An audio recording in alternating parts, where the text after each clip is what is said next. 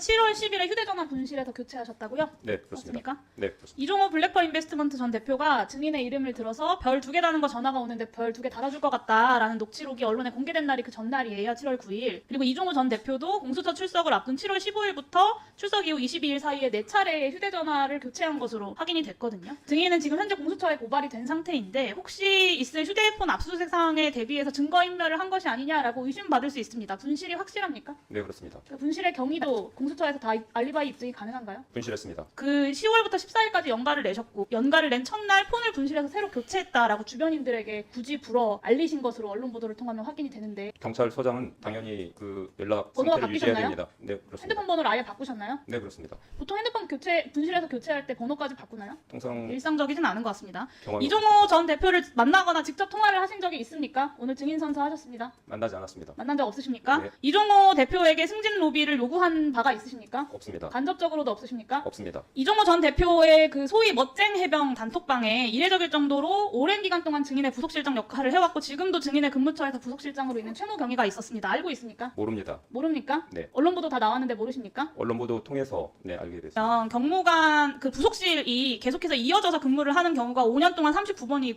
3번 이상인 거는 2번밖에 없었다. 이런 질의를 아까 청장 후보자께 하셨는데 굉장히 오랜 기간 동안 증인의 부속실장으로서 일을 하고 계세요. 굉장히 각별한 사이로 보이는데 이 채무 경위를 통해서 간접적으로 이종호 대표나 송모 전 강호처 직원이랑 소통하신 적 있으십니까? 없습니다. 없습니까? 확실히 없습니까? 없습니다. 채무 경위를 통해서도 소통한 적 없습니까? 없습니다. 네, 나중에 다 확인이 되겠죠. 그리고 증인은 인천세관 직원 연루 의혹 마약 조직 수사 관련돼서 수사 외압을 행사했다라는 11월 15일 언론 보도 하루 전에 백혜룡 증인에게 전화했습니다. 기억하시죠? 사단부장 오기 전에 공항 경찰 단장을 했어요. 그래가지고 이제 거기서 저한테 협조를 요청한 거예요. 반대 총장께서 굉장히 신경을 많이 쓴다. 특히 이제 관제청이나 경찰청이나 다 정부 입장이기 때문에 정부의 일원이고 그래서 타기관을 최대한 예우하면서 부담 없도록 왜냐면 스스로 그 침뱉는 거기기 때문에 이번에 서울청 상안부장하다도 승진이 안 되고 그래서 이번에 마지막으로 정말 열심히 하고 있는데 이게 언론 보도 나면 이 기회마저 정말 어려울 것 같아서 정말 다급한 심정을 일단은 제가 이번에 진급을 하면 과장님을 위해서 열심히 뛸게요. 과장님 저 좀 일단 살려주십시오. 고립무원이라고 하는데 제가 영등포 서장 출신 아닙니까?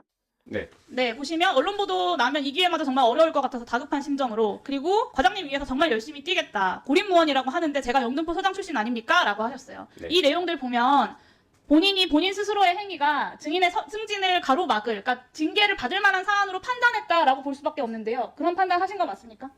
그 당시 영등포 형사과장은 오해를 크게 하고 있었고 오해한 상태에서 사실이 아닌 내용이 언론 보도 나는 것을 취소하겠다는 아니 마음으로 징계를 받을 만한 사안이라고 판단하셨습니까 당시에? 저는 영등포 형사과장이 크게 오해한 상태에서 사실이 아닌 내용이 언론 보도 나는 것을 취소하겠다는 마음으로 간절히 근데 사실이 부탁을 아닌 했는데 것을 이야기하는 사람에게 증인의 말이 사실이라면 본인을 이제 모함하고 있는 건데 그런 사람에게 정말 과장님을 위해서 열심히 뛰겠다 이런 말을 하는 게 상식적이진 않잖아요. 그 당시 영등포 형사과장은 너무나 큰 오해를 하고 있었고 오해가 사실이 아닌 있다는 내용이 언론 것은 보도 증인의 일방적인 주장이고요. 이 내용을 보면 오해를 하고 있는 사람에게 오해를 풀기 위한 내용이 전혀 아니라는 거예요. 마치 뭐 인맥을 만들어서 승진시켜주겠다라는 회유를 하는 것처럼으로 보여요. 그때 영등포 형사과장은 저에게 거짓말을 했기 때문에 거짓말한 사람한테 이렇게 열심히 뛰겠다라고 이야기합니까? 제가 언론 보도 거짓을 자료를 바로잡으셔야지. 그때 사정을 했습니다. 근데 시간이 언론 보도 네, 직전 오후 6시였습니다. 정리해보겠습니다. 이종호 씨가 증인의 승진을 언급한 녹취록이 보도된 직후에 증인이 하필 핸드폰을 교체를 했어요. 두 번째는 증인과 다소 이례적일 정도로 함께 오랜 기간 근무하고 있는 아주 각별한 부하직원 채무 경위가 하필 이종호 전 대표의 단톡방 멤버였고요. 이종호 씨는 하필 증인의 이름을 콕 집어서 별 2개 다는 거 전화가 오는데 별 2개 달아줄 것 같다 라고 했습니다. 세 번째, 수사외압 논란과 관련돼서 윤희근 경찰청장이 있을 수 없는 일이라고 경로를 해서 감찰받고 징계심사까지 갔는데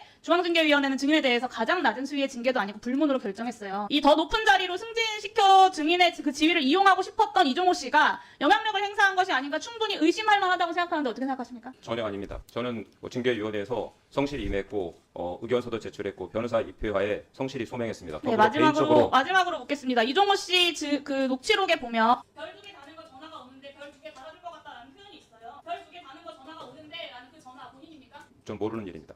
그러면 승진을 굉장히 중요하게 생각하셨던 것 같은데 누구라고 생각하십니까? 이런 전화를 이종호 씨한테 할 만한 사람이? 모릅니다. 본인의 승진에 대해서 전화를 할 만한 사람 누군지 모르십니까? 전혀 모릅니다.